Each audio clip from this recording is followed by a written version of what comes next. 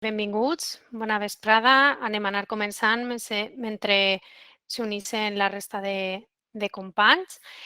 Des del programa Alumni us donem la benvinguda a un nou webinari. Vos acompanyarem Maria Àngels Moran i jo mateixa, Arantxa Jimeno. Al taller d'avui no hi ha sols antics alumnes, sinó també estudiants de grau, de postgrau, de doctorat. Així que per a tots aquells que no ens coneguen, dir-vos que som el programa d'antics alumnes de l'UTGI i podeu consultar totes les nostres activitats i serveis a la nostra pàgina web www.alumnisautsgi.utgi.es o a visitar-nos a les nostres oficines, tant al campus, a l'Àgora Universitària, com al centre de Castelló. Una vegada dit això, ara sí, ens centrem en la xerrada d'avui, accessibilitat audiovisual, una qüestió transversal.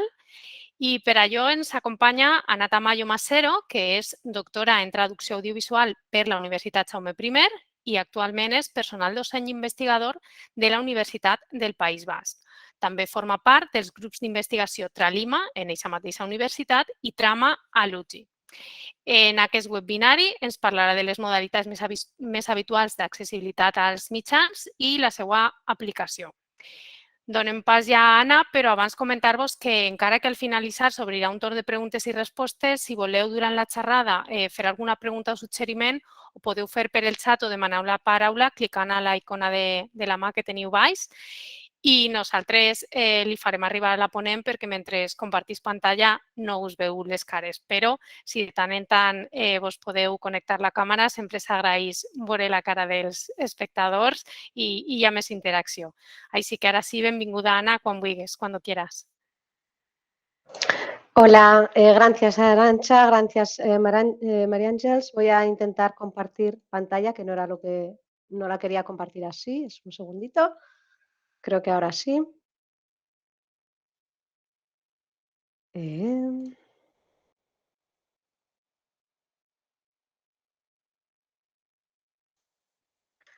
segundo mientras se pone en modo de presentación, no sé por qué le cuesta.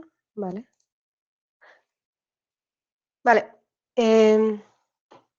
Bueno, en primer lugar, muchas gracias Arantxa y María Ángeles por invitarme a este taller. Siempre para mí es un placer hablar con la UGI, para la UGI, con antiguos alumnos de la UGI, porque fue mi casa durante mucho tiempo y la sigo sintiendo como mi casa. Y vista la lista de participantes que veo en el chat, pues algunas personas me suenan bastante y creo que poco les voy a poder aportar a estas alturas de su trayectoria. Pero bueno, como está pensada esta para ser una charla un poco más divulgativa, espero que sirva para todos y como queda luego grabada, pues eso, espero que sea útil. Como ha dicho Arantxa, bueno, y aparte que voy a hablar en castellano porque aunque la UGI ha sido mi casa durante mucho tiempo y tengo ahí mi certificado de C2 de valenciano, hace mucho tiempo que no vivo ahí y me cuesta. Entonces, bueno, espero que entendáis que hablo en castellano, pero podéis preguntar en valenciano si queréis, no hay ningún problema. Aparte quería decir que aunque bueno, yo no tengo filtro y hablo mucho y de mi tema puedo hablar sin parar. Así que, por favor, paradme los pies en cualquier momento si hay algo que no se entiende o que sobre lo que queráis que profundicemos y tal, pues ponéis una preguntita en el chat e intentaré leerlo a la vez y así no estoy hablando todo el rato yo y si no podéis dejar las preguntas, comentarios para el final. Dicho esto, vamos con ello. Accesibilidad audiovisual, una cuestión transversal. Lo que vengo a presentar hoy aquí, pues son, quiero hablar un poquito de qué es la accesibilidad audiovisual, qué entiendo yo por estos términos y presentaros para mí las que son las tres grandes modalidades de accesibilidad audiovisual. La subtitulación para personas sordas, la audiodescripción para personas ciegas y la traducción e interpretación en lengua de signos. No podemos entrar en profundidad en ninguna de estas tres modalidades o cuatro, ¿no? Si consideramos la traducción y la interpretación en lengua de signos como dos modalidades diferentes, pero bueno, sí un poco en decir en qué consisten y cómo se ven en pantalla. Puesto que se trata de un taller o una charla de una hora, hora y algo, lo que nos dé tiempo, no he traído ningún vídeo, pero podemos hablar de ello y si después de esta charla aún quedan dudas o lo que sea, os puedo compartir vídeos de cada una de las modalidades o lo que necesitéis. Y luego, después de la chapa de qué es cada una de estas modalidades, pues quería compartir un par de reflexiones sobre, y a mí qué, ¿no? Todas estas cosas, qué hago yo con esto de manera un poco más práctica, más que saber lo que es, qué puedo hacer yo con ello. Si sois personas dedicadas a la traducción y la interpretación, pues mucho, pero si sois personas que os dedicáis a la comunicación audiovisual, al periodismo, si compartís contenido audiovisual en cualquier red social y demás, también hay muchas cosas que podéis hacer con cualquiera de estas tres modalidades de accesibilidad audiovisual. Bien, pues accesibilidad y accesibilidad audiovisual. ¿Qué es? Pues bueno, aquí hay mucha palabreja. En general, pues se trata de estos son definiciones que se encuentra, por ejemplo, en Lyon Down, una ley de igualdad de oportunidades de España, ¿no? Pues la condición que deben cumplir los entornos, procesos, bienes, productos, servicios, así como objetos o instrumentos, herramientas, para que sean utilizables por todos. Muchas palabras para decir que la accesibilidad es convertir los bienes, los productos, los servicios en algo que puedan disfrutar, utilizar todas las personas, independientemente de sus capacidades o discapacidades. Se entiende también como la integración social de personas con discapacidades físicas y sensoriales en la sociedad, que es de todos. Y en España hay una normativa que lo regula. Em, que la podéis ver aquí.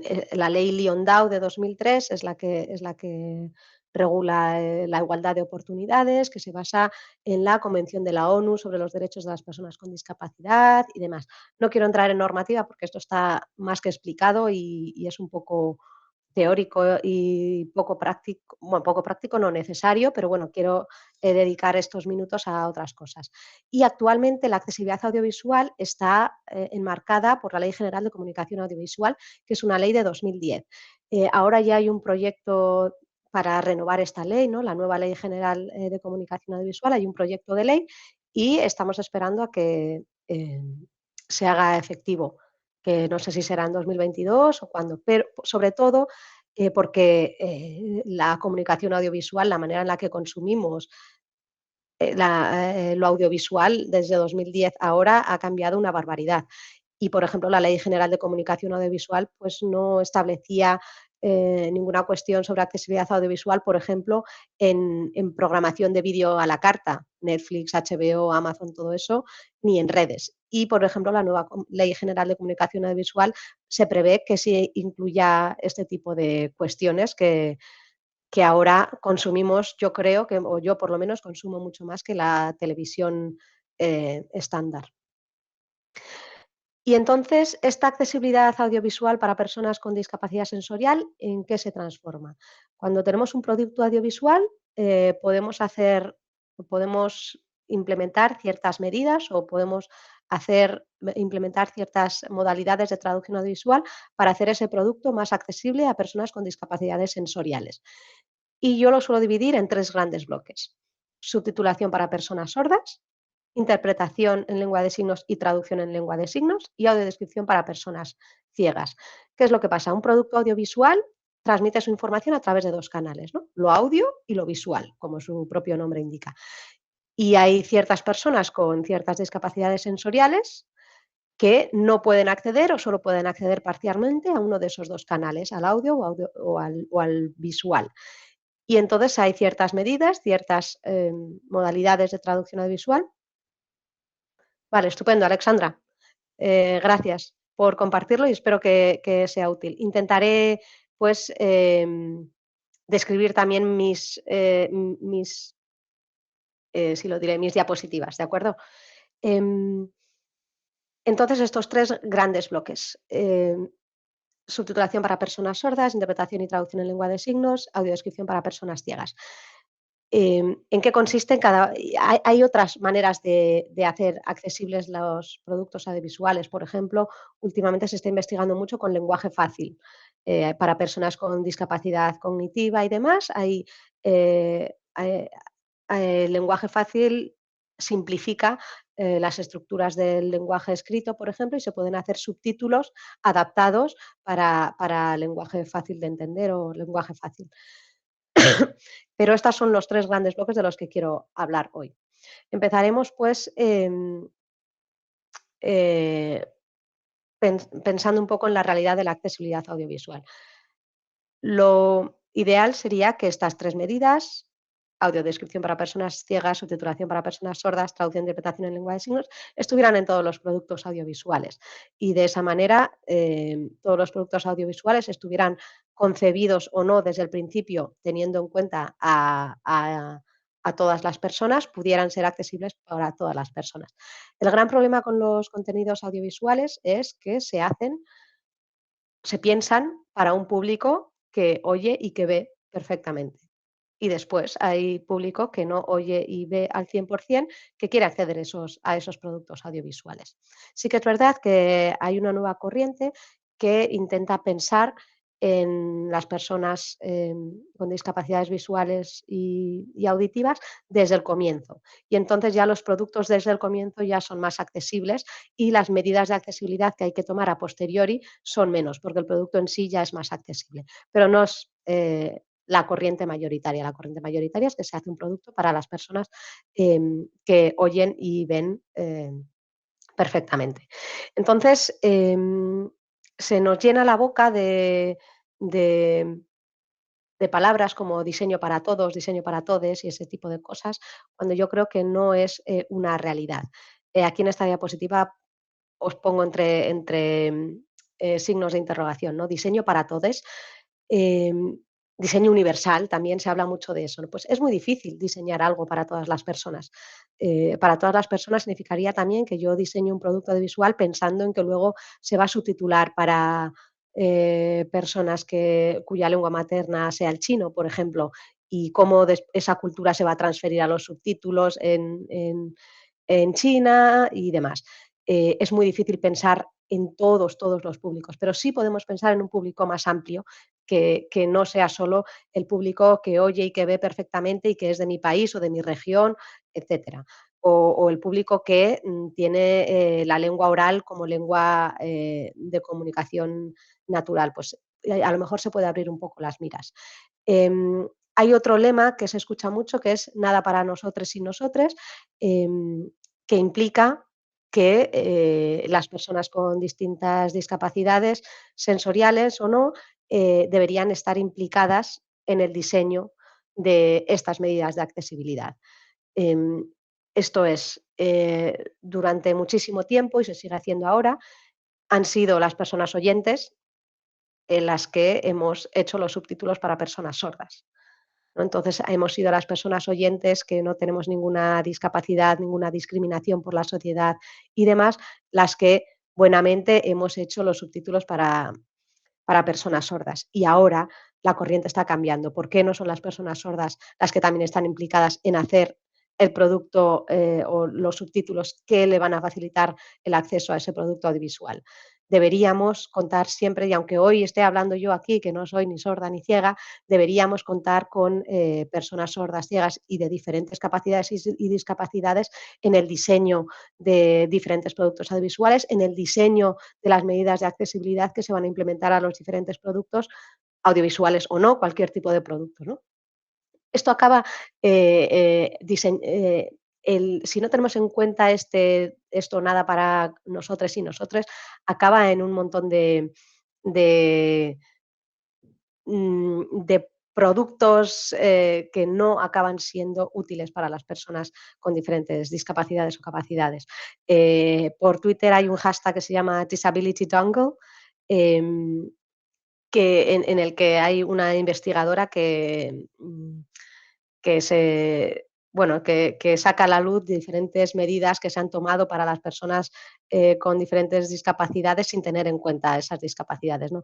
Y el gran conocido de esto son los infinitos guantes para comunicarse en lengua de signos con las personas sordas que hay. Cuando las personas sordas lo que necesitan es gente que hable lengua de signos, no tantos guantes, ni avatares, ni la millonada de dinero que se gastan en ese tipo de tecnología que normalmente está diseñada, no digo que toda, pero que normalmente está diseñada por personas oyentes creyendo que hacen el bien para una minoría, cuando esa minoría lo que quiere y necesita es que las personas aprendamos, que todas las personas aprendan lengua de signos. También nos hemos fijado mucho últimamente, bueno, últimamente no, desde siempre en la cantidad. Se ha hecho mucho hincapié en que hay que hacer más productos audiovisuales accesibles, más, pero poco en la calidad de esos productos audiovisuales, de esa accesibilidad. Entonces, se nos llena la boca de decir el 90% de la programación en las televisiones públicas está subtitulada para sordos. Vale, pero esos subtítulos, ¿cómo están hechos? ¿A qué velocidad van? Eh, Hay problemas técnicos que impiden que se proyecten correctamente, etcétera, ¿no? Entonces, no tanto, y ha habido un cambio en eso, no tanto, o últimamente no nos fijamos tanto en la cantidad de productos que se hacen accesibles, sino en la calidad de esa accesibilidad. De poco sirve hacer muchos subtítulos, audiodescripción, lengua de signos, si luego eso no es accesible, ¿no? De poco sirve en las ruedas de prensa de Fernando Simón poner una ventanita con la intérprete de lengua de signos y luego hay, si lo diré, hay texto en pantalla que tapa a esas intérpretes de lengua de signos, ¿no? Entonces nos tenemos que fijar no solo en que se haga, sino cómo se haga y cómo se hace y cómo se implementa. En ese sentido, hay más cantidad de subtitulación para personas sordas que audiodescripción y hay más audiodescripción que interpretación y traducción en lengua de signos. Luego iremos un poco a ello. Em, Esta accesibilidad a los medios audiovisuales hay que combinarla también con accesibilidad a los espacios físicos o digitales. Eh, es muy difícil, por ejemplo, una colega investigadora, Blanca Arias Badía, siempre dice que es la accesibilidad inaccesible, ¿no?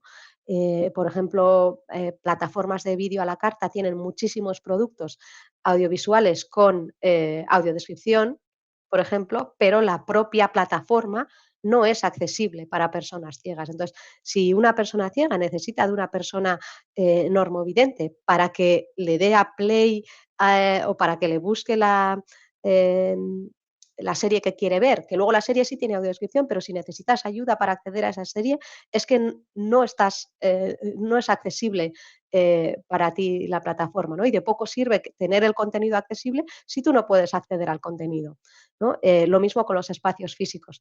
De poco sirve que haya una fila reservada para personas que van en silla de ruedas en un teatro, si luego el teatro hay que acceder mediante escaleras o no es accesible si no se puede llegar al teatro en silla de ruedas, ¿no? Ese tipo de cuestiones que a veces nos fijamos demasiado en el contenido y poco de cómo se accede a ese contenido. La accesibilidad audiovisual, al contrario de lo que se puede creer, es muy barata en comparación con la millonada que cuesta hacer productos audiovisuales, obras de teatro, y demás. Es muy poco dinero el que cuesta dinero, obviamente, son servicios profesionales y deben costar dinero, si están hechos por profesionales, pero en comparación con lo que puede costar hacer una serie, una película, producir una obra de teatro, etcétera, es prácticamente irrisorio. Por lo tanto, implementar medidas de accesibilidad nunca eh, nunca es costoso y no podemos escudarnos en lo de, bueno, es que no tengo dinero para poner subtítulos para sordos. Bueno, es una miseria lo que cuesta poner subtítulos para sordos en relación con lo que cuesta producir una serie. Y además de la accesibilidad audiovisual nos beneficiamos todas las personas. La gran mayoría, hay estudios que dicen que la gran mayoría, por ejemplo, de subtítulos para personas sordas eh, son utilizados por personas que no tienen sordera. Por ejemplo, subtítulos de YouTube cuando no tenemos cascos y vamos en un medio de transporte, por ejemplo, cuando estamos en una reunión, que no deberíamos estar viendo nada, pero bueno, y hay algo ahí de fondo y te pones los subtítulos porque no puedes tener el audio encendido y demás. Y Y eso entonces nos beneficia, aunque parezca que es solo para ciertos colectivos, realmente nos beneficiamos todos de esto. Vamos a las 3 modalidades de las que os hablaba. Por favor, paradme en cualquier momento, que tengo mucha verborrea. Subtitulación para personas sordas, ¿qué es? Bueno, en general se trata de, ahí os pongo una definición con mucho texto que os puedo leer. Es una modalidad de trasvase entre modos, de oral a escrito, y en ocasiones entre lenguas, que consiste en presentar en pantalla un texto escrito que ofrece un recuento semántico de lo que se emite en el programa en cuestión.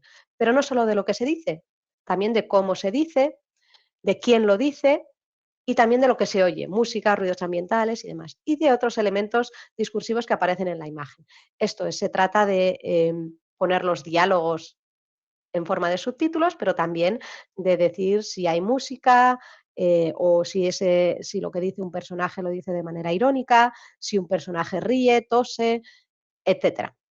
Se trata de dar la información de los diálogos, pero también de otros elementos sonoros que puede tener el producto audiovisual. La subtitulación para personas sordas es la forma de accesibilidad audiovisual más extendida. En España, la Ley General de Comunicación Audiovisual establecía que en las cadenas privadas debía haber un 75% de emisiones con subtitulación para personas sordas y en las cadenas públicas un 90%. Los estudios que se han hecho al respecto parece que dicen que esto se cumple.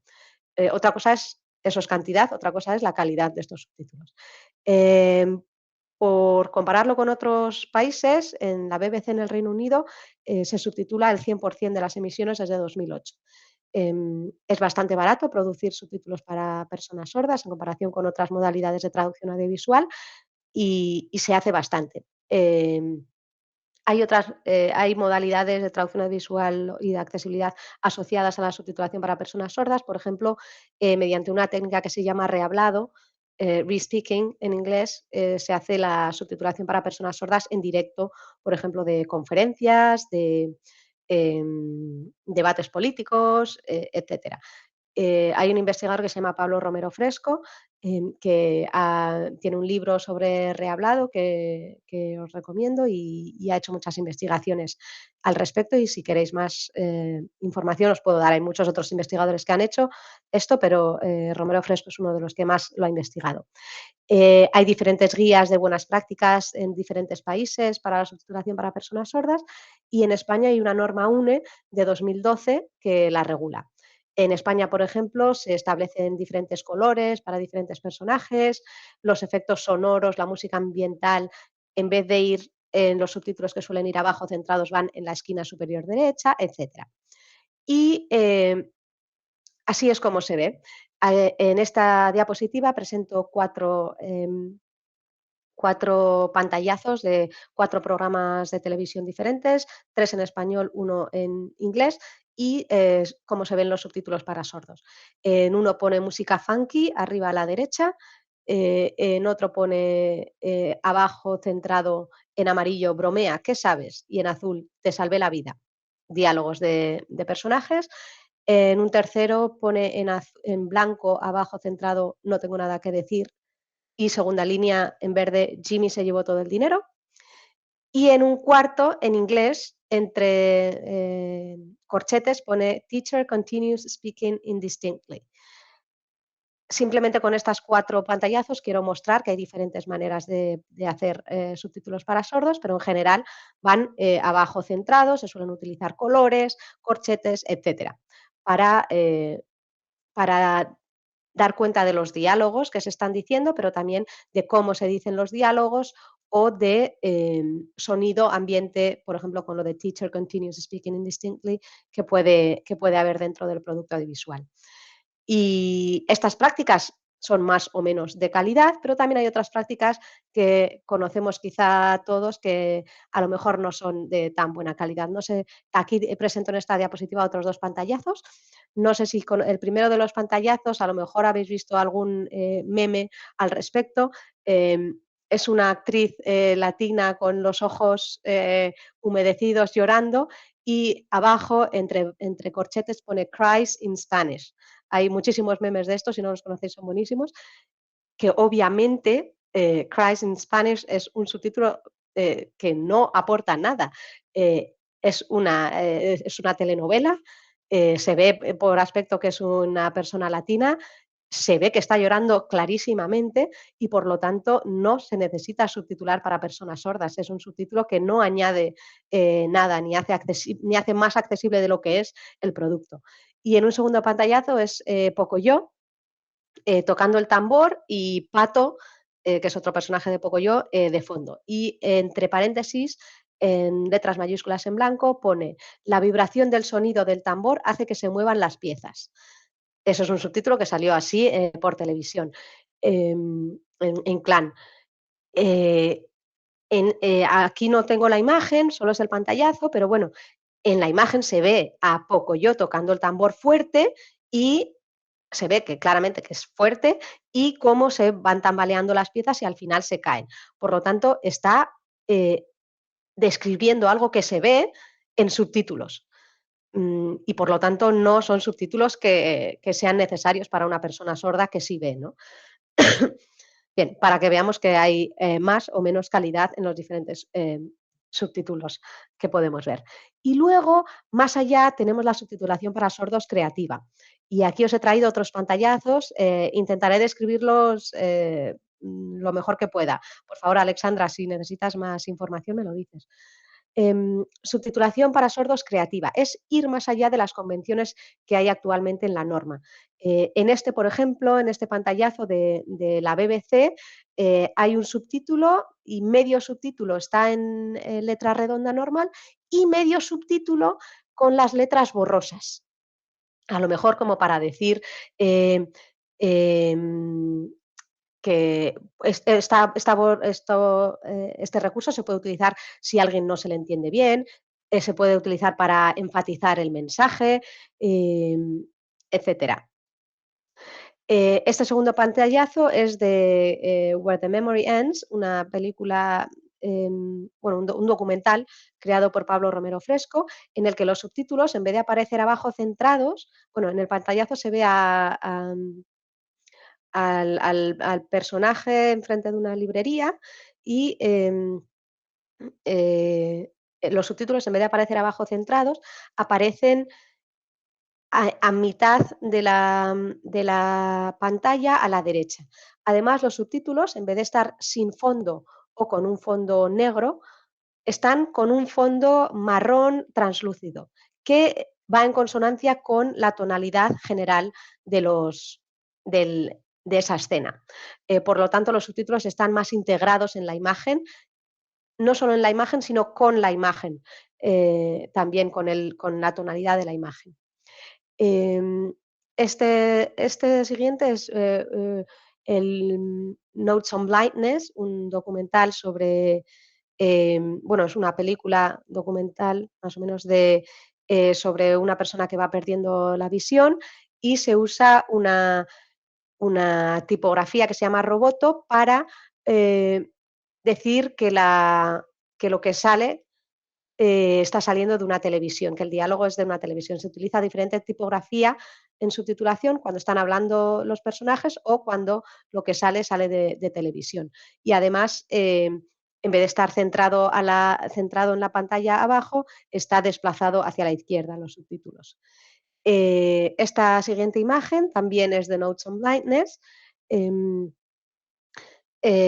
Es un subtítulo en naranja, que es un color que no se suele utilizar en subtitulación, también borroso, desplazado un poco a la derecha, y el subtítulo dice I think that's the last thing you ever saw. En la imagen se ve a los dos protagonistas de esta película, no se les ve bien, están como tapados por la vegetación que hay, están hablando también de la pérdida de visión de uno de los personajes y por lo tanto ponen los subtítulos de forma borrosa para que vaya también con el contenido del que están hablando, también con el contenido que se ve en la imagen. Aquí muestro 3 pantallazos de un producto audiovisual creado como tesis como trabajo de fin de máster, me parece, en el que hay un subtítulo que hace referencia al sonido que hacen las cafeteras, pone gurgle, es el sonido que hacen las cafeteras cuando están haciendo café, las cafeteras italianas. Aparece una cafetera italiana y en 3 pantallazos esta palabra aparece más grande o más pequeña y más o menos transparente, dependiendo de cómo de fuerte es en volumen es ese sonido en el producto audiovisual. Y en este último, no sé si no, en esta diapositiva presento 2 pantallazos de una película que se llama The Progression of Love, en el que Joshua Branson hizo unos subtítulos creativos. En uno de los pantallazos, bueno, en ambos están los subtítulos desplazados hacia el centro de la pantalla. En uno, el color que se utiliza es como un naranja casi casi blanco y en el siguiente es un naranja un poco más cálido, más fuerte. Son subtítulos que, a pesar de lo que podríamos pensar que son de diferentes personajes porque tienen diferentes colores, es del mismo personaje. En esta escena hay 2 personas que empiezan con una mala relación en esa escena y en esa misma escena mientras van cayéndose mejor, digamos, los subtítulos van haciéndose también más cálidos. Por lo tanto, los subtítulos van en consonancia también con lo que está pasando en el contenido, ¿no? Empiezan de una manera más fría, los subtítulos tienen un color más frío y según se van acercando también se va poniendo más cálido el color de los subtítulos. Y este último ejemplo, no es último ejemplo, este ejemplo lo saqué de Twitter, Anabel, una usuaria de Twitter colgó esto y son 2 pantallazos, en uno pone, creo que ya deberíamos ser madres con tu... Es como un meme de una persona hablando consigo misma, con su yo de hace 10 años y su yo de ahora que tiene 30 años, ¿no? Y entonces en su yo de ahora de 30 años se le pone a ella misma unos subtítulos en blanco, digamos unos subtítulos estándar, y en su yo de hace 10 años, aparte que va vestida pues, con una gorra, va vestida más juvenil, los subtítulos son en un rosa degradado, hace uso de mayúsculas, minúsculas, pone edad, en vez de edad, pues pone EDA con tilde y, bueno, intenta mostrar la informalidad del lenguaje oral que tenía de hace 10 años en los subtítulos. Este pantallazo es de Camino y los subtítulos son de Rebecca McClarty. Hace uso de unas de fuentes diferentes.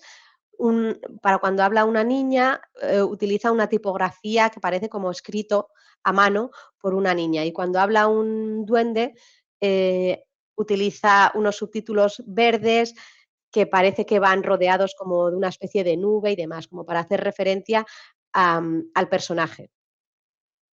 Y este último ejemplo está sacado de mi tesis doctoral, es de los Loonies. Y lo que hice para mi tesis doctoral, por ejemplo, bueno, yo vi que en las marionetas, como son los Loonies, no pueden expresar emociones por la cara, ¿no? Porque las marionetas tienen una expresión rígida y no hay manera de cambiar eso.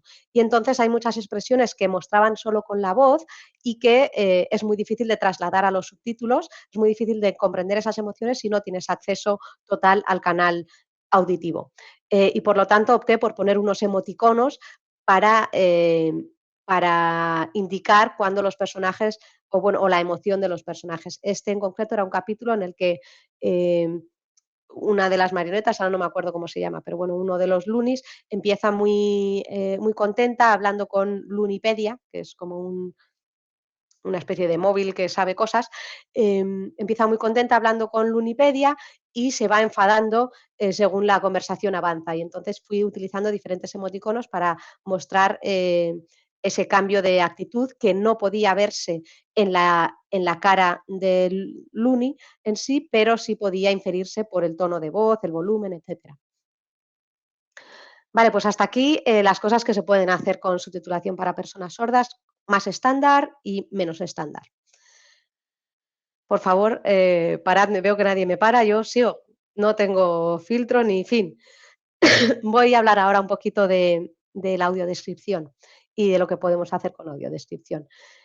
La audiodescripción, la definición que da la norma UNE, que rige la audiodescripción en España, que es una norma UNE de 2005, dice que la audiodescripción es un servicio de apoyo a la comunicación que consiste en el conjunto de técnicas y habilidades aplicadas con el objeto de compensar la carencia de captación de la parte visual contenida en cualquier tipo de mensaje, suministrando una adecuada información sonora que la traduce o explica, de manera que el posible receptor discapacitado visual perciba dicho mensaje como un todo armónico y de la forma más parecida posible a como lo percibe una persona que ve. Yo tengo mis discrepancias con con esta definición en sí. En concreto, he marcado en rojo de la forma más parecida posible a como lo percibe una persona que ve. Se ha pensado o se ha dicho durante muchos años que la accesibilidad audiovisual lo que intenta o lo que debería intentar es que las personas con discapacidad sensorial accedan al producto de la forma más parecida posible a, a las personas que no tienen discapacidad visual o auditiva. A mí me parece, hoy en día, con lo que sabemos y con lo que se estudia, me parece una visión un poco capacitista de la accesibilidad, ¿no? Em, bueno, si es una persona que no oye o una persona que no ve, por qué, digamos, es mi visión como persona que sí ve y que sí oye el estándar al que debería llegar una persona que no ve o que no oye? ¿No es suficientemente bueno que lo perciba con sus capacidades? ¿Tengo que hacer que lo perciba como yo lo percibo, cuando el resto del mundo no lo percibe igual que lo percibo yo? Me parece una visión un poco capacitista de la accesibilidad audiovisual. Luego lo comentamos un poquito y podemos hablar de esto si queréis, ¿eh? En España la audiodescripción está algo menos extendida que la subtitulación para personas sordas. La Ley General de Comunicación Audiovisual, esta de 2010 que os dije, em, contempla que los canales públicos tienen que ofrecer 10 horas semanales de audiodescripción y los canales privados 2 horas semanales, lo cual es muy poco accesibilidad audiovisual.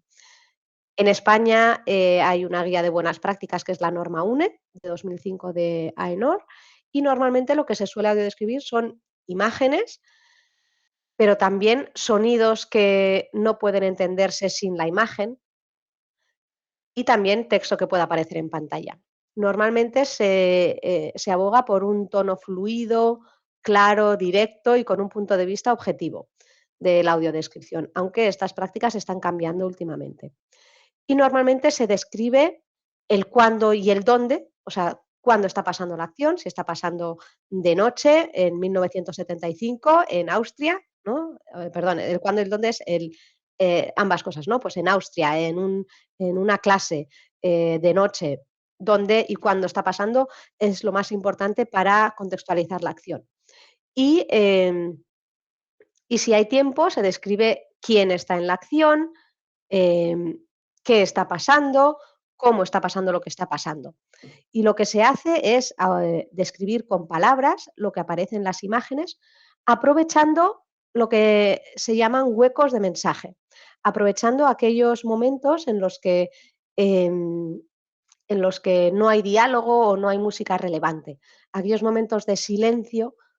No tiene por qué ser silencio absoluto, porque puede haber música ambiental o algún diálogo de fondo, lo que sea. Pero aprovechando esos huecos de mensaje, se describe dónde está pasando la acción, cuándo está pasando la acción, quién hay en escena, etcétera, para que la persona con discapacidad visual pueda acceder a esa información también y pueda contextualizar lo que oye. Además de las audiodescripciones de los contenidos audiovisuales en sí, también hay otras prácticas habituales, por ejemplo, audiointroducciones. Hay productos audiovisuales que tienen una audiointroducción en la que pueden explicarse los diferentes personajes, se puede explicar quién, si hay algo, qué actores eh, hacen de qué personajes, puede ser una sinopsis del producto audiovisual, etcétera. ¿Y qué pasa con la creatividad? Se puede ir un poco más allá de lo que dice la norma UNE y de ese tono fluido, claro, etcétera, por el que se aboga, pues sí. Esto se ha venido llamando audiodescripción integrada o enhanced audio description. Hay muchas maneras de llamarlo, pero bueno, es una forma de audiodescripción que difiere de lo que dicen las normas. Y esta audiodescripción creativa, ¿cómo suele ser? Pues no suele ser neutral, no aboga siempre por un tono objetivo. Aboga porque la audiodescripción también se integre dentro del producto audiovisual y pueda ser más subjetiva. Por ejemplo, siempre se ha abogado, por ejemplo, si hay algún personaje que frunce el ceño, pues la norma UNE diría que tenemos que decir que el personaje frunce el ceño, sin decir si el personaje está enfadado, está irritado, está mosqueado, lo que sea, ¿no?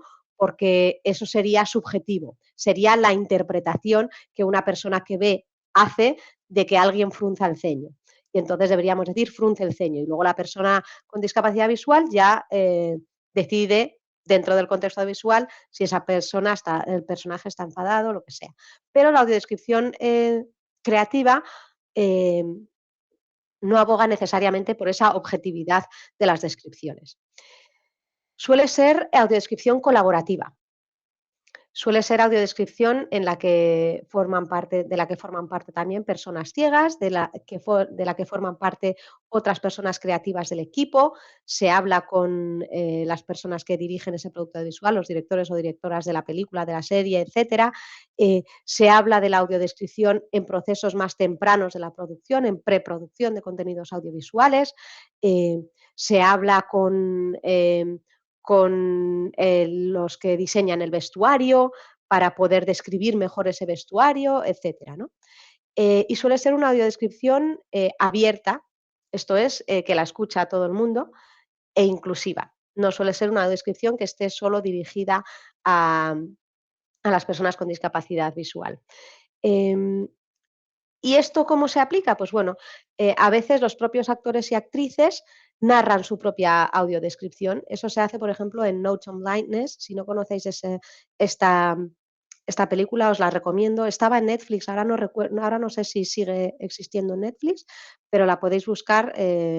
Os la escribo en el chat por si acaso.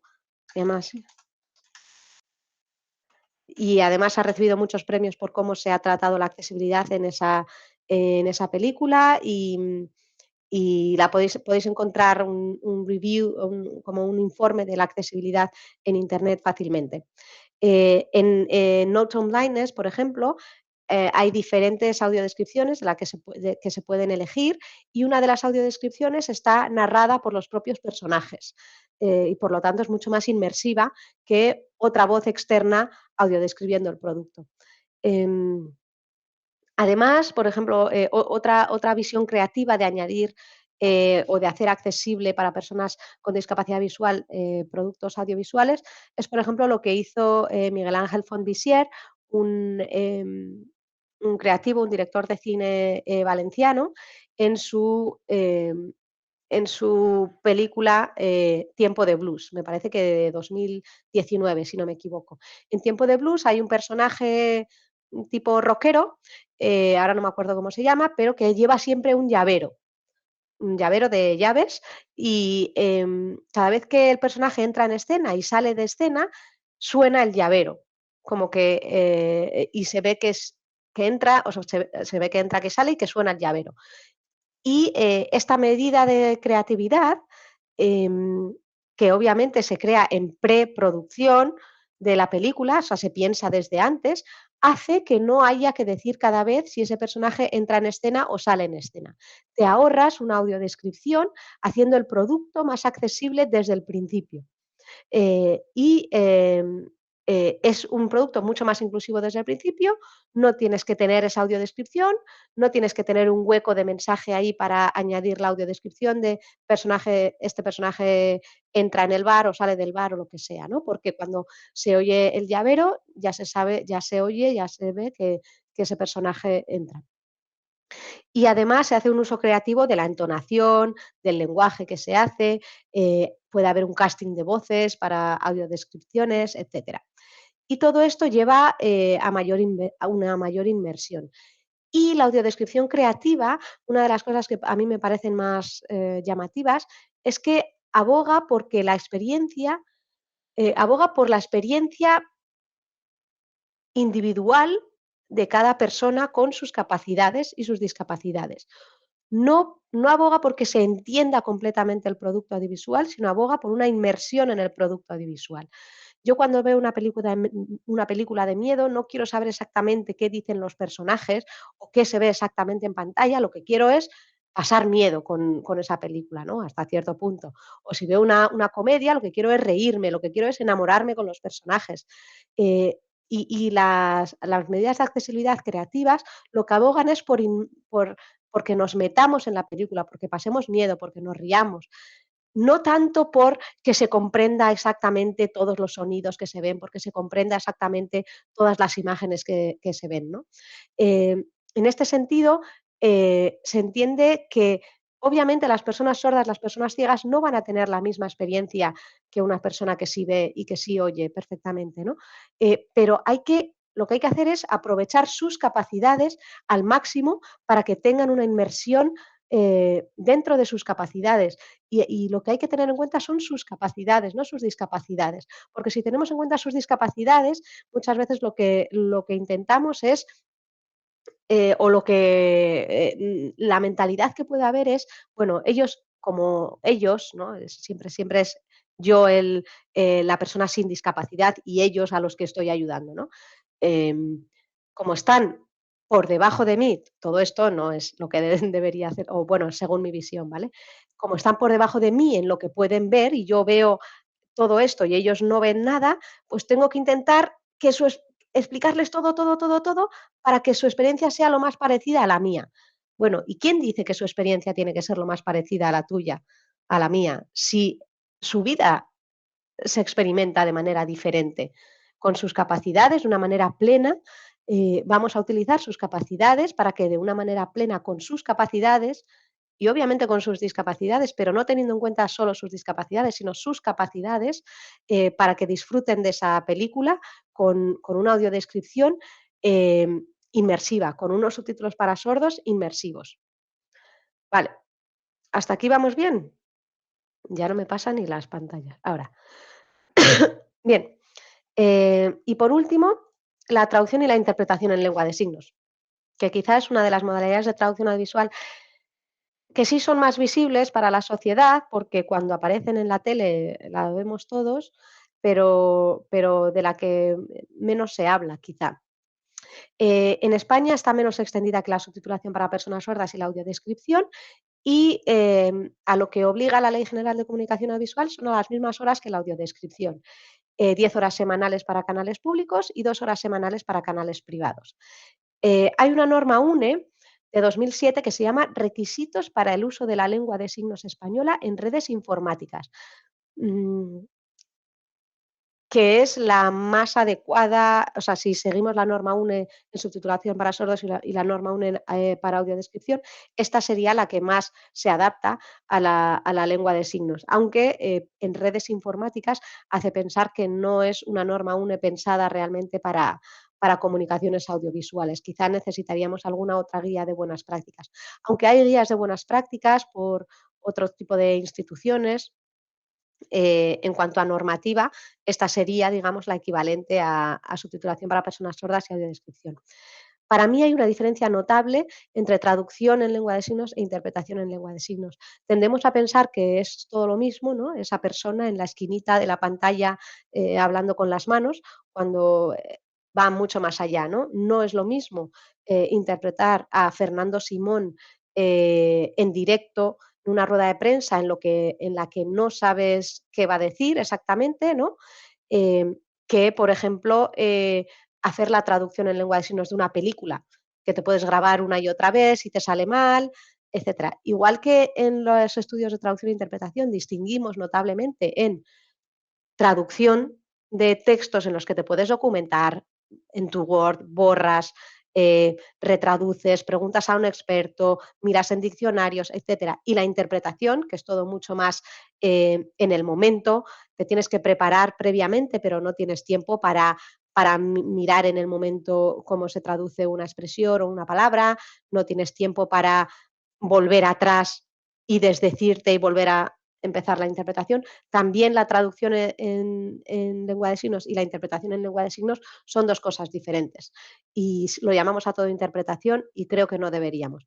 Y en esto estoy trabajando también últimamente. Y por otro lado, creo que tenemos que hacer una diferencia notable entre la lengua de signos como lengua de comunicación y la traducción y la interpretación de lengua de signos como medida de accesibilidad y de traducción, ¿no? Tendemos a decir subtitulación para sordos, audiodescripción para ciegos y lengua de signos. Bueno, lengua de signos no, lengua de signos es una lengua, o sea, tú no dices lengua oral, lengua escrita y lengua de signos, ¿no? Si tú estás llamando a audiodescripción y subtitulación para sordos, lo otro es traducción e interpretación en lengua de signos, porque lengua de signos es una lengua natural de comunicación, no es una medida de accesibilidad. La lengua de signos es, las lenguas de signos son las lenguas con las que se comunican las personas sordas signantes, pero per se no es una medida de accesibilidad. Cuando traduces e interpretas a una de esas lenguas, lo puedes utilizar como una medida de accesibilidad, pero la lengua de signos per se es una lengua natural de comunicación. ¿Y qué pinta tiene la lengua de signos? Pues, la traducción y la interpretación en lengua de signos, pues esta. Aquí presento una pantalla con 4 pantallazos. En la primera es un programa de la 2 que se llama En lengua de signos. Hay una persona sorda signante explicando unas noticias. En la segunda es sacada de la web Seiyu TV, perdón, en la que hay también una persona asignando unas noticias. En la tercera es una traducción en lengua de signos de una película que se llama Scoop y la cuarta es una interpretación en lengua de signos de una sesión parlamentaria en la típica, en el típico cuadradito en la esquina inferior derecha. Em, También paso de pantalla y hay otras 2 capturas de pantalla. En una, un noticiero, un informativo en el que más o menos un tercio de lo que se ve es la persona que interpreta en lengua de signos y los 2 tercios restantes es la persona que presenta los informativos. Y en la cuarta, y en la segunda imagen, una intérprete de lengua de signos al lado de, en el espacio físico al lado de una persona que está dando una rueda de prensa. Por lo tanto, hay diferentes maneras de mostrar esta interpretación y traducción en lengua de signos, diferentes tamaños que le podemos dar y demás. Pero también hay interpretación y lengua de signos, interpretación y traducción en lengua de signos creativa. Por ejemplo, Pupa Estudio Creativo, un estudio de Chile, hace uso de diferentes transparencias en la imagen del traductor en lengua de signos. Se ponen diferentes ropas más allá del típico negro de los signantes, se maquillan. Hay diferente iluminación en la caja donde aparece el traductor en lengua de signos.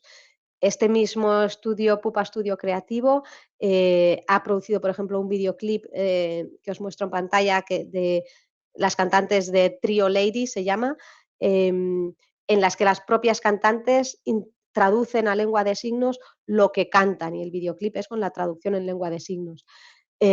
Os sonará obviamente María Rosalén y su intérprete Beatriz Romero, que por cierto es de Castellón, de un pueblo de Castellón, que está presente en todos sus conciertos, es una figura central de la banda musical, es una figura central en los conciertos, van muchas veces con el mismo atuendo, etcétera.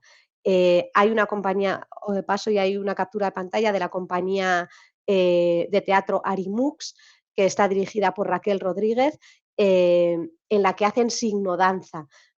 Combinan la danza con la lengua de signos. Ella es bailarina, la creadora de esta compañía es bailarina y además es intérprete de lengua de signos, y entonces comunica visualmente con algo que ella ha llamado signo danza, ¿no? Y está a medio camino entre la danza, la lengua de signos española, y para que todas aquellas personas que lo puedan ver lo puedan comprender independientemente de su nivel de audición. Hemos hablado ya de Tiempo de Blues de Miguel Ángel Fontvissier. Aquí Miguel Ángel Fontvissier utilizó personas sordas para que hicieran de traductores de lengua de signos que se parecían a los personajes para los que traducían. Hizo un casting de traductores sordos para la lengua de signos. Y hay muchas otras maneras de hacer esto creativo. Y entonces, todo este rollo que os he metido, ¿qué hago? ¿O qué podéis hacer con esto? Bueno, para empezar, yo creo que todas las personas, quien más, quien menos, somos creadores de contenido audiovisual. Algunos tenéis canal de YouTube, Twitter, Instagram, TikTok, etc. Es difícil no ser creador casi de contenidos últimamente. Y además estamos ya todos en Zoom, en Meets y demás, y se crea contenido audiovisual sin parar. Hay muchas herramientas que nos ofrecen estas redes o estas plataformas de contenido audiovisual que podemos utilizar para que nuestro contenido audiovisual sea mucho más accesible. En Twitter podéis utilizar el texto alternativo para poner texto alternativo para las imágenes, para que sean accesibles a las personas ciegas. En Instagram ya se pueden poner, en las historias de Instagram ya se pueden poner subtítulos, etcétera. Además, algo que se puede hacer y que no es tan difícil, es hablar con personas usuarias de la audiodescripción, de la subtitulación para sordos y personas que hablen lengua de signos, para que nos asesoren, para saber sus necesidades reales. Porque yo he conocido a algunos subtituladores para sordos que no conocen a ninguna persona sorda, están haciendo unos subtítulos para personas sordas y realmente no conocen, nunca han hablado con una persona sorda, ni signante ni oralista, y por lo tanto están haciendo un trabajo del que no tienen constancia cómo se recibe ni quién lo recibe, ¿no? Entonces eso es muy difícil. Hacer un trabajo se supone, para un usuario y no conocer nada de ese usuario es algo tremendamente difícil y que creo que no debería ocurrir. Disculpa, Ana, que te Sí, interrumpa, pero han dejado una vale. de las asistentes una pregunta en el chat y te pregunta, ¿cuál es la razón de la diferencia normativa en horas de emisión con subtitulación y audiodescripción? ¿Hay mayor número de personas sordas que ciegas? Por otro lado, ¿por qué muchas veces solo se implementa subtitulación en la traducción de un discurso en otro idioma? Vale. La subtitulación para sordos es mucho más barata que la audiodescripción y la traducción e interpretación en lengua de signos. La audiodescripción hay que locutarla, se necesita un estudio de locución. La interpretación en lengua de signos necesitas, la traducción e interpretación en lengua de signos necesitas grabar a alguien, poner eso en imagen y demás. La subtitulación para sordos, una persona que hace subtitulación para sordos recibe el archivo de audio, hace los subtítulos en su casa, manda un archivo de subtítulos, eso luego se sincroniza y ya está. Es mucho más rápido, mucho más económico hacer subtitulación para sordos. Y creo, lamentablemente, que, bueno, como casi todo en la vida, ¿cuál es la razón? La razón siempre es el dinero, casi siempre, en esta sociedad. Me temo que esa será la razón. ¿Hay más número de personas sordas que ciegas? La verdad es que no lo sé. Es muy difícil contar cuántas personas sordas y ciegas hay. Por ejemplo, es muy difícil personas sordas porque no hay, no todas las personas sordas están en asociaciones. Es muy difícil saber cuántas personas sordas hay en España. No sé, ahora mismo no tengo datos de ceguera, a lo mejor Alexandra sí lo sabe. En España se supone, estos son datos de hace mucho, pero bueno, se supone que alrededor de 1 millón de personas, pero ahí son sordas. Pero hay gente que dice que siempre en una población, un 10% de la población suele ser persona con sordera, no sé, personas con ceguera, pero aún así el número de personas no debería ser limitante para ofrecer accesibilidad. Si estamos pensando en diseño para todos, si estamos pensando en o sea, en en ofrecer servicios para todas las personas, que sean 1 o 1 millón no debería ser lo que lleve a una cosa u otra cosa. Obviamente hay muchas menos, de las personas sordas que hay, muchas menos son signantes que oralistas, ¿vale? Muchas menos son usuarias de lengua de signos que no. Yo diría que alrededor de, no lo sé, lo estoy diciendo desde cabeza, a lo mejor luego esto está mal, pero me parece que 200.000 o así puede ser que sean signantes nativas en España. Tengo los datos por ahí, los puedo buscar. Nos comenta Yolanda que ciegos somos 72.000, cree. Vale, vale. Vale, de todas maneras, claro, eso tiene que ser, habrá gente que no esté en ninguna asociación o que no esté, no lo sé. Hay que tomar esos datos siempre con cautela, pero bueno, aunque fueran en vez de 72.000, 7.000, tampoco lo hace una razón para ofrecer menos audiodescripción. La razón yo creo que es económica y de tiempo, obviamente hace falta más tiempo si lo tengo que locutar y demás. Y 72.000 me parecen muy pocas, pero bueno, sí puede ser, ¿eh?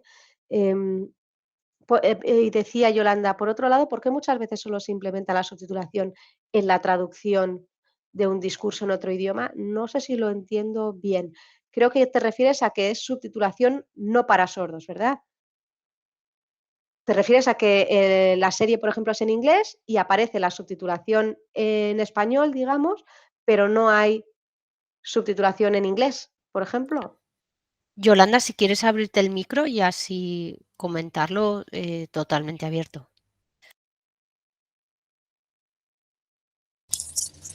Hola, bueno, estoy trabajando, ¿vale? Que si de repente os corto, es por eso. A ver, no, me refería más que nada, por ejemplo, al telediario, cuando el típico ruso o el típico francés o el típico yo qué sé qué, te suelta un discurso, bueno, evidentemente cogen parte de ese discurso, el que más interesa o el que consideran más relevante y tal. Pero claro, muchas veces lo ponen por debajo, por escrito, para que el que ve perfectamente, ya sea sordo o no, me da igual, lo pueda leer. Pero es que ya no solo somos los ciegos, sino gente mayor o gente que a lo mejor no hace falta que sea discapacitada visual, sino que tenga cualquier tipo de problema a la hora de, ostras, es que no me ha dado tiempo a ver lo que ha dicho esta persona acorde a la economía de no sé dónde, yo qué sé, es un ejemplo, o al atentado de no sé qué, ¿sabes? Más que nada eso. Vale, dices en un telediario en español, por ejemplo, y solo cuando habla una persona en otro idioma le ponen los subtítulos y nada más, ¿no? Pues yo creo que es cuestión de económica también. Tú dices que debería haber audiodescripción para eso también, o doblaje, ¿no? Que se le doblara por encima o se le pusiera una voz por encima para que también... Sí, bueno, a lo mejor no es audiodescripción como tal, pero claro, lo he considerado, digamos, de alguna manera que puede estar en relación con eso, ¿no? Con la accesibilidad, claro. Sí, por supuesto. Entonces, a lo mejor claro, no... Sí. Perdón, muchas veces no lo está, o sea, muchas veces, perdona, sí que se oye al entrenador del Chelsea, yo qué sé, o al presidente, al Putin, o a, me da igual, bla, bla, bla, pues, pero muchas veces dices, menos mal que sea algo de inglés, pero claro, según el inglés que te hablen, no te enteras ni de, por lo menos yo, porque el inglés de la India yo sigo sin entenderlo después de bastantes años. Claro, ya te entiendo. Sí, claro, te entiendo. Si es inglés, no... porque si es ruso o francés ya ni, vamos, ni pajolera idea yo. ¿Y son en programas que sí hay audiodescripción? No, tampoco hay No, en audiodescripción. telediarios, más que nada en telediarios. Claro. Bueno, en las películas o el YouTube, si tienes una línea braille puedes ir leyéndolo, pero en el telediario, a no ser que tengas un Smart TV o alguna cosa para conectarte la línea braille con la tele, para, digamos, no... Pero claro, más que nada que claro, son momentos muy concretos que no es algo que digas, una peli en inglés, vale, me cojo la línea, me veo la peli y voy leyendo los subtítulos en español si veo que no tal. ¿Me entiendes? Pero claro, si no, ¿cómo te vas a esperar la noticia que te van a dar después? No lo sabes, por lo menos yo. Correcto, pues eso yo creo que es cuestión económica, como siempre. Para Dicen, variar, jolín, sí. para 20 segundos que va a hablar este, hay que pasarle el programa a no sé quién que haga la audiodescripción o que el doblaje o qué tal. Los subtítulos los hace quien los haga, seguramente para esos 20 segundos. No creo que, no lo sé, si llamarán a alguien profesional o no. Y es económica, yo creo. Y cuando ponen audiodescripción, es un programa en el que le ponen audiodescripción a todo el programa, pues a una película, entonces ahí sí, a la película entera. Pero si es un programa que normalmente no va con audiodescripción, esos momentos no los... se supone que todo el mundo sabe y puede y ve los subtítulos que aparecen y que los puede leer. Y yo creo que lamentablemente pues no se tiene en cuenta, y menos para una intervención eso de 10 segundos. Creo, la verdad es que habría que preguntar a los que hacen esos programas, no lo sé. Pero sí. Pero tienes razón, ese momento no es accesible. También suelen ser en programas en los que no hay audiodescripción, y quizá debería haber audiodescripción, porque parece que las noticias son accesibles o son más accesibles para las personas ciegas que para las personas sordas, porque normalmente es un presentador o presentadora de noticias, pero también tienen una parte visual muchas veces que a la que no se accede si no tienes acceso a la parte visual. Lo que pasa es que está tan plagada la parte visual, normalmente está tan plagada de discurso por detrás, que sería muy difícil hacer la audiodescripción también. No, a ver, es difícil, está claro. Y muchas veces cuando te dicen lo típico, ahora ¿estén preparados para la imagen que van a ver? Les va a impactar. Y yo, sí, me va a impactar muchísimo. Vamos. Hombre, yo veo un poquito, ¿vale? Es verdad, yo tengo un resto visual muy chiquitico, pero claro, yo a lo mejor veo el color o puedo, si es que pone música de fondo. Luego ya tenemos el narrador que te va contando algo, pero claro, en un primer flash muchas veces digo, vale, sí, me impacta, claro, pero claro. ¿qué narices es? Si es que me llega a impactar. Claro, o yo qué sé, a ver, es verdad que a lo mejor son 20 segundos, pero es que a lo mejor hay cosas que pueden ser relativamente, según el criterio de la persona, más o menos relevantes, ¿sabes? Porque yo qué sé. Por supuesto. Es que... Sí, y además eso es algo, yo creo, bastante fácil de corregir o de enmendar. Basta con que haya, no hay que implementar ahí audiodescripción per se, o sea, no hay que poner una pista extra. Basta con que el guión que tenga que leer esa presentadora haya 2 líneas en las que se explique lo que se va a ver, o mientras se ve que se explique. Quiero decir que, y va un poco en la línea con lo que quería decir. Podemos hacer, que podemos pensar en todo esto antes de lanzar el producto, ¿no? Pablo Romero Fresco habla siempre de accessible filmmaking, ¿no? O producción audiovisual accesible, en español sería. Pensar en que va a haber usuarios ciegos, sordos, con problemas para comprender lenguaje escrito y demás, diferentes usuarios que van a recibir ese producto, ¿no? Entonces, en vez de decir, joder, ahora hay que ponerle audiodescripción a esto porque aquí hay una imagen que no sé qué, vamos a intentar... ¿Perdona? Pero bueno, creo que era algo de trabajo. Vamos a pensar en eso antes, y cuando alguien dice, como Yolanda decía, atentos a la imagen que van a ver, es impactante, y sale la imagen, en el mismo guión se pueden poner un par de líneas en la que se expliquen esas imágenes, y te ahorras la audiodescripción y te ahorras que tu producto visual sea inaccesible. Además, podemos hacer que la accesibilidad sea una parte creativa más del producto, para mejorar su inmersión, para mejorar su disfrute. A lo mejor esa inmersión y ese disfrute, en alguna ocasión contada, puede ir en detrimento de la comprensión, pero muchas veces lo que queremos con muchos productos audiovisuales es meternos ahí y disfrutarlos, no tanto comprender las imágenes al completo, comprender los diálogos al completo.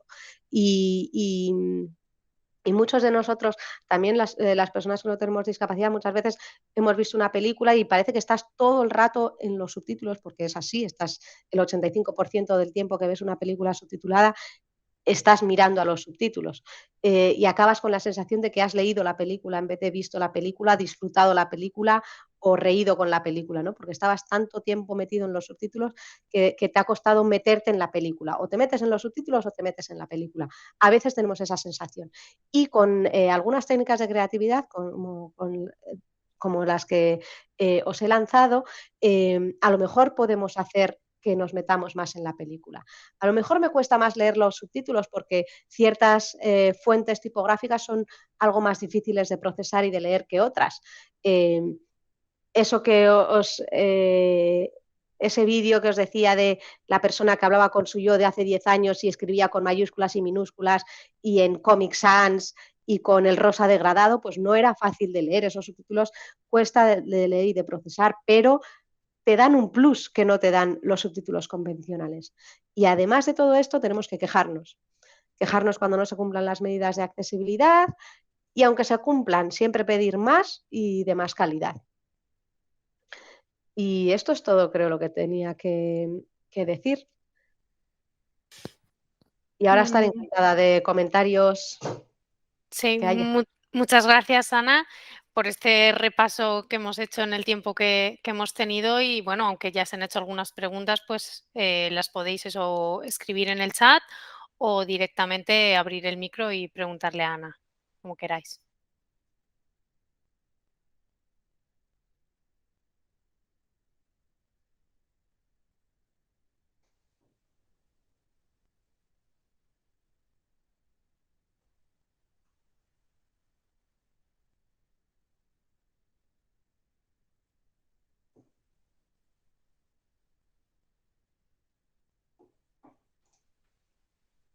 Bueno, sí, mientras la gente se anima o se le quita un poco la vergüenza, yo sí quería aprovechar, Ana, para preguntaros un poco también, como traductores que hacéis este trabajo, ¿no? del tema de la accesibilidad, ¿cómo es porque vemos muchas veces, bueno, ahora como esa, sobre todo en redes, ¿no? De esa firma del autor, del traductor, ¿no? Esa un poco reivindicación de ese trabajo que ha estado mucho tiempo como en un segundo plano, muy oculto. Y en este tema de la accesibilidad, ¿os encontráis, hay red, hay apoyo de parte de los estudios, las condiciones laborales, el mercado? ¿Os podéis desenvolver o es una cosa muy minoritaria? Bueno, yo no soy traductora visual en activo, me dedico a la docencia y la investigación, pero sí intento estar lo más al día posible de lo que hacen las personas que profesionalmente se dedican a ello. Hay una asociación que es ATRAE, Asociación de Traductores Audiovisuales de España, que ha hecho mucho hincapié en esto, hace hincapié en muchísimas cosas muy útiles y una de ellas creo que sacó no proyecto no es, pero bueno, como una reivindicación, un hashtag también de quién traduce o quién subtitula o algo así se llamaba, ¿no? Para poner nombre y apellido a quien traduce cada una de las películas, subtitula, audiodescribe, subtitula para sordos, etcétera. Y en Twitter son muy activos, en todas las redes, yo como solo tengo Twitter es lo que veo. Son muy activos y ahí se puede ver cada vez que hay un nuevo estreno, ponen con nombre y apellido quién lo estrena, o sea, quién lo ha traducido para doblaje, para subtítulos, para accesibilidad y demás. Y en cuanto a si se pueden desenvolver, no digo podemos porque yo no me dedico profesionalmente a ellas, si se pueden desenvolver con facilidad, ¿te refieres a tarifas o a qué? Sí, justamente pues por el tema que como ha sido un poco una labor un poco invisibilizada, pues eso repercute en el quien realiza esa labor y obviamente en quien cobra ese trabajo, ¿no? Y ese trabajo profesional, si no se cumple la ley o si no se hace como se debe, pues eso repercute en el profesional, por supuesto que lo tiene que hacer. Ha sido una labor invisibilizada y sigue siendo una labor invisibilizada. De hecho, muchos traductores audiovisuales no pueden hablar por contrato, tienen firman un papel en el que dicen que no pueden hablar de en qué están trabajando, ¿no? Sobre todo cuando son grandes producciones y demás. Por lo tanto, aunque quisieran ellos decir que están trabajando en en la traducción para doblaje de no sé qué película a veces ni siquiera pueden, ¿no? En los videojuegos también, que es otra modalidad de traducción visual, se lleva mucho esto también. Entonces, invisibilizada por la sociedad, invisibilizada por los clientes que les hacen firmar esos contratos y bueno, invisibilizada porque el traductor solo está ahí cuando esto se ha traducido mal. Ahí nos acordamos todos del traductor, pero cuando todas las veces, el resto de veces que se hace bien, y a veces cuando dicen esto se ha traducido mal, es cuestionable también, quizás porque no saben muchas cuestiones traductológicas relacionadas con la comunicación audiovisual. Pero nadie se acuerda del traductor. Jolín, qué bien está traducido. Nosotros sí, entre nosotros sí, pero los demás no. Y invisibilizada y precarizada con lo que se cobra. Oficialmente no podemos hablar de tarifas, ni las asociaciones, ni se pueden recomendar tarifas mínimas, ni nada. Entre traductores audiovisuales, entre ellos, si se habla, tú a título personal, si puedes hablar con alguien de lo que cobras, pero no puedes ni decirlo públicamente, ni como asociación recomendar unas tarifas mínimas y demás, porque se supone que es un trabajo libre, casi todos son traductores autónomos, aunque hay gente trabajando en plantilla, casi todos son autónomos y por la libre competencia de mercado no puedes hablar de tarifas. Aún así, lo que se escucha por lo vaginis, pues muchas veces es ridículo. Es ridículo con lo que ha cambiado el sector. O sea, y aparte las tarifas que se están cobrando, las tarifas buenas que se están cobrando son tarifas que no se han actualizado en 8 o 10 años. Cuando el mundo audiovisual en estos últimos 10 años, o sea, todo es diferente. Todo es diferente empezando por la cantidad de cosas que hay que traducir, ¿no? Y que las tarifas sigan siendo las mismas, cuando son buenas, sigan siendo las mismas que hace 8 o 10 años, es increíble. Esto es lo que he oído, ¿eh? Tampoco sé yo, porque como yo no, digamos que no llevo directamente clientes, me dedico a la docencia y la investigación, tampoco lo sé de primera mano, con clientes de primera mano, pero bueno, es lo que se escucha. Y además es una práctica muy habitual la subasta a la baja y el first come, first serve, ¿no? El primero, muchas compañías lanzan un email a todos los traductores audiovisuales que tengan en sus bases de datos, audiovisuales, pero creo que se hace también en otros ámbitos de la traducción que no es audiovisual. Y digamos que el primero que contesta el email es el que se lleva el trabajo, ¿no? Y muchas veces yo he visto páginas de subastas a la baja. Hay que hacer esta traducción, pon aquí cuál es tu tarifa y si ganas la subasta, obviamente por debajo, si tu tarifa es la más baja, se te asignará la traducción. Y entonces esto acaba siendo algo muy impersonal en el que no acabas eligiendo al profesional por la calidad de su trabajo, sino por si puede hacerlo para ayer y si es por 0 euros, mejor que por 1, ¿no? Y así estamos, pero hay mucha lucha, se están luchando muchísimo desde Atrae, hay muchos traductores audiovisuales diciendo que no a muchos trabajos porque no son condiciones dignas.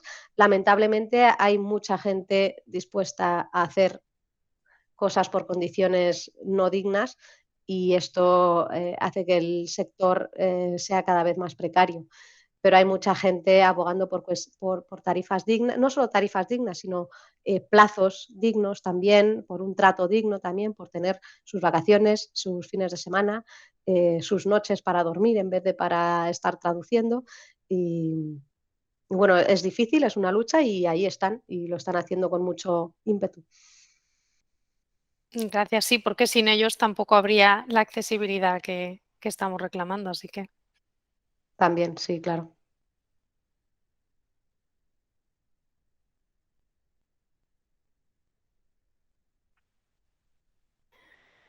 Bueno, pues si no se anima nadie más, per la nostra part, tornar a donar-te les gràcies, Anna, i a la resta recordar-vos que vos emplacem, com sempre, a la propera activitat on es podrem veure, que és el 17 de febrer, de manera virtual com avui, o si voleu també podeu elegir assistir-hi en aquest cas presencialment. Es tracta d'una nova píndola investigadora amb la graduada en psicologia Lina Dascalu, que parlarà de les persones amb alta sensibilitat, però especialment en el cas dels menors, i de com identificar-ho i si és un tret o no de risc per al desenvolupament de l'ansietat i la depressió. Una temàtica totalment diferent a la d'avui, però també molt interessant. Teniu, com sempre, tota la informació al nostre web i per la nostra part res més. Sabeu que teniu també ahí el contacte d'Anna per si voleu fer-li alguna consulta més després i no res, desitjar-vos que gaudiu de la resta de la vesprada. Moltes gràcies. Gràcies a vosaltres. Adeu.